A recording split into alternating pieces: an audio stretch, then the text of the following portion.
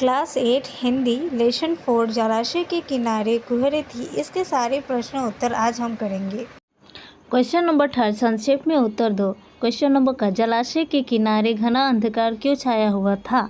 इसका उत्तर है हरे नीले पत्तों के घेरे और पानी पर आराम की डाल झुकी होने के कारण। क्वेश्चन नंबर ख सुबह प्रकृति में क्या क्या परिवर्तन होते हैं? इसका उत्तर है उजाला फैला जाता है, तारे छिप जाते हैं, ठंडी हवा चलती है और जलाशय में लहरें उठने लगती है। क्वेश्चन नंबर ग कविता में वर्णित पशु पक्षियों के नाम और उनके कार्यकलापों का उल्लेख करो। इसका उत्तर है जुगनू यहाँ वहाँ चमक रहे थे, पपीहा छिपक कर पुकार रहा था और सियार आराम से घूम रहे थे।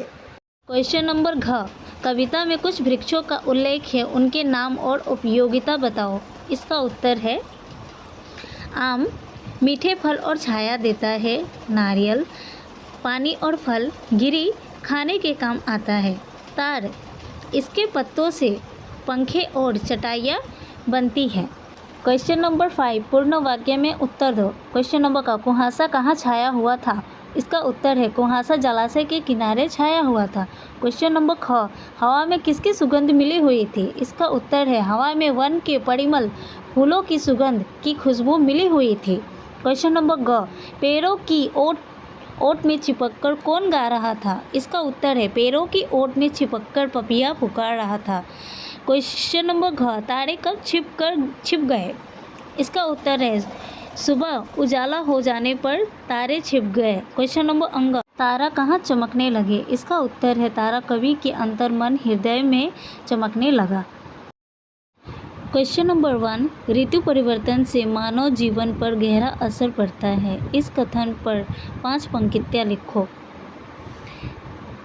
तार उत्तर असे 1 नंबर हमारा खान पान बदल जाता है, 2 नंबर हमारे पहनने के कपड़े बदल जाते हैं, 3 नंबर अलग अलग मौसम में नई फसलें और फल मिलते हैं, 4 नंबर हमारे त्यौहार मौसम के बदलाव से जुड़े होते हैं, 5 नंबर मौसम बदलने से हमारी सेहत पर असर पड़ता है।